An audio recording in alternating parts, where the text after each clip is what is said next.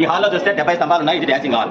69 స్తంభాలు నేల మీద కూర్చున్నాయి. ఇది ఒక్కటి వేలాడే స్తంభం, నేల మీద టచ్ కాలే, కింద ఫుల్ గ్యాప్ ఉంది. గుడి కట్టేటప్పుడే మా తెలివి చూడండి, మా స్కిల్ చూడండి అని ఆ శిల్పులు ఇద్దరు కలిసి పిల్లరే ఈ గుడి కట్టేటప్పుడే పిల్లర్ని లాగేశారు. పైన కనెక్షన్ పెట్టారు. అంటే పైన బలమైన లింక్ ఉంది, కింద ఫుల్ గ్యాప్ ఉంది. ఈ పిల్లర్ నుంచి ఫస్ట్ ఇక్కడ, అది కూడా ఇంత ఇట్లా వేలాడుతూ ఉంటుంది. ఇలా ఉండే పిల్లర్ని ఒక రోజు ఇతర ఇంజనీర్లు వస్తారు ఇక్కడికి, బ్రిటిష్ వాళ్ళు అని చెప్పేసి 1902లో వచ్చినారు. అప్పుడు ఇండియా వాడదే. వాళ్ళు వచ్చి చూస్తారు, ఇంత పెద్ద స్తంభం కదా, బలం ఎక్కువ ఉంది, వేలాడుతుందంటే పైన ఏదో సంథింగ్ లింక్ ఉంది, లింక్ తెలుసుకున్నామని వచ్చినారు. వచ్చినప్పుడు స్తంభం మీద ఉంటుంది.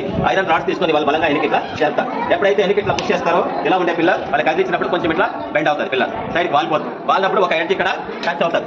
అది టచ్ అయితేనే మొత్తం హాల్ అంతా టాప్ అంతా ఇట్లా డిస్టర్బ్ అవుతుంది. అంటే కదులుతుంది. చూడండి ఇప్పుడు ఏ పిల్లర్ పైన అడ్డంటే మీకు తెలుస్తుంది. సైడ్కి ఇట్లా ఒకటి తిరిగి సైడ్కి ఇట్లా వాళ్ళకి తెలుస్తుంది. మీకు అప్పుడే సైడ్ కట్ వెళ్ళిపోయి సార్. మళ్ళీ అది చూడండి మ్యామ్, ఆ పిల్లర్ పైన అడ్డంటే ఆ పక్కన తిరిగి 2 జాయింట్ అయిపోయినాయి. సెకండ్ లైన్ లో జరచే అప్పుడు ఇంజనీర్స్కి అర్థమైంది ఏమంటే టోటల్ హాల్ ఇది కీ పిల్లర్, అంటే బ్యాలెన్సింగ్ పిల్లర్. ఇది వేలాడుతుంది అనుకోండి, ఇలాగా బిల్డింగ్ సేఫ్ గా ఉంటుంది.